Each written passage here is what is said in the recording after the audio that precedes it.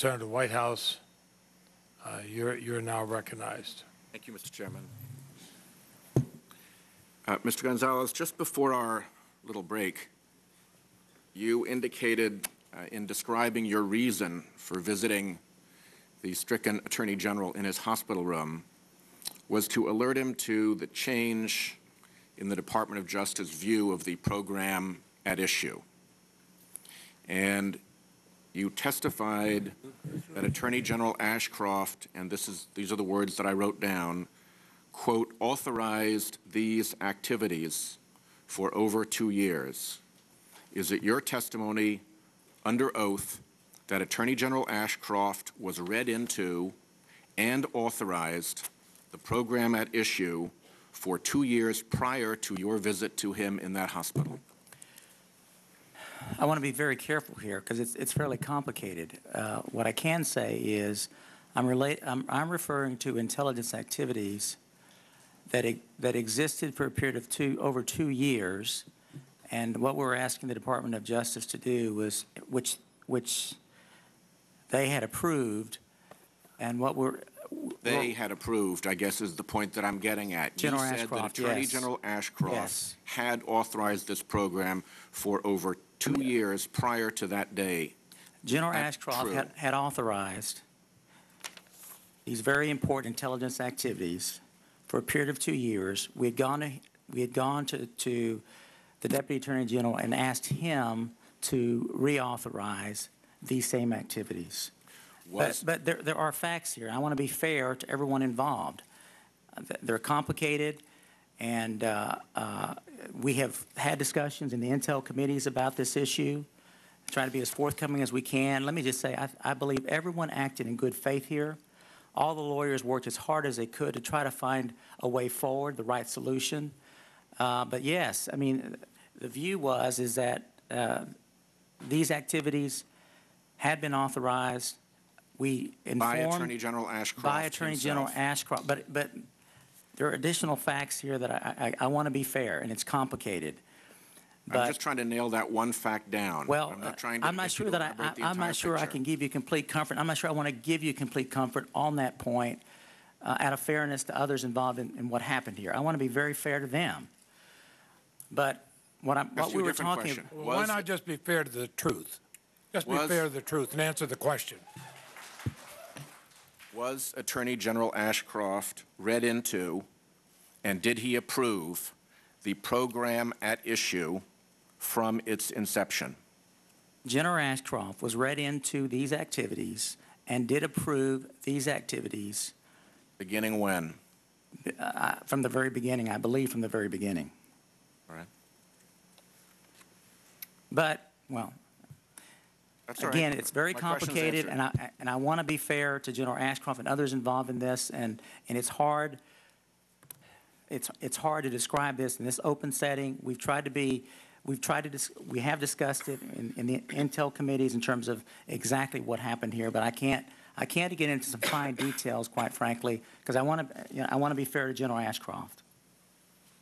And I think it's also important that people know whether or not a program was run with or without the approval of the Department of Justice, but without the knowledge and approval of the Attorney General of the United States, if that was ever the case. We believe we have the approval of the Attorney General of the United States for a period of 2 years. For a period of 2 years. That is what, also from the inception, we believe that we had the approval of the Attorney General of the United States for these activities, these particular activities. Would that be reflected in any document? Yes, it would. Okay. We'll pursue the document later. When you went into the Attorney General's room at the hospital that night, what document did you have in your hand? I had in my possession a document to reauthorize the program. Where is it now? I'm assuming the document is at the White House. It was a White House document. And it would be covered by presidential records laws. It is a White House document. Director Mueller was involved that evening. Do you consider Director Mueller to be reasonable, sober, and level-headed? Yes. He's a former Deputy Attorney General, former United States Attorney. Yes. Why would he tell FBI agents not to allow you and Andy Card to throw the acting Attorney General out of the Attorney General's hospital room? I don't know that he did that, and I have no, I can't respond to your question. I'm not Director Mueller. We have direct testimony that he did. You can't, is there any series of events that led up to this that would so provoke him as to? I wasn't aware of that comment until I read Mr. Comey's testimony. Is there some background to this that would help elaborate why he would have that feeling? I mean, when the FBI director considers you so nefarious that FBI agents had to be ordered not to leave you alone with the stricken Attorney General, that's a fairly serious challenge. Well, again, I'm not sure that the director knew at the time of the meeting and the conversation that we had had with the congressional leaders. We were there following an emergency meeting in the White House Situation Room with a gang of 8 who said, despite the recommendation of the Deputy Attorney General, go forward with these very important intelligence activities for now, and we'll see about moving forward with some legislation. And that was important information that led us to go to the hospital room. The director, I'm quite confident, did not have that information when he made those statements, if he made those statements. Is it awkward to supervise the FBI after this piece of history has come out, that the director didn't feel comfortable leaving you alone with the stricken Attorney General? I can't speak for the director's feelings about me, but I certainly have a great deal of confidence and admiration and respect for Bob Mueller. Separate topic. Will you allow the White House to direct United States attorneys how to conduct litigation to which the White House is itself a party? Would you allow the White House to direct United States attorneys how to conduct litigation to which the White House is a party? I don't believe so. Again, you're asking me a hypothetical, but my reaction to that is no.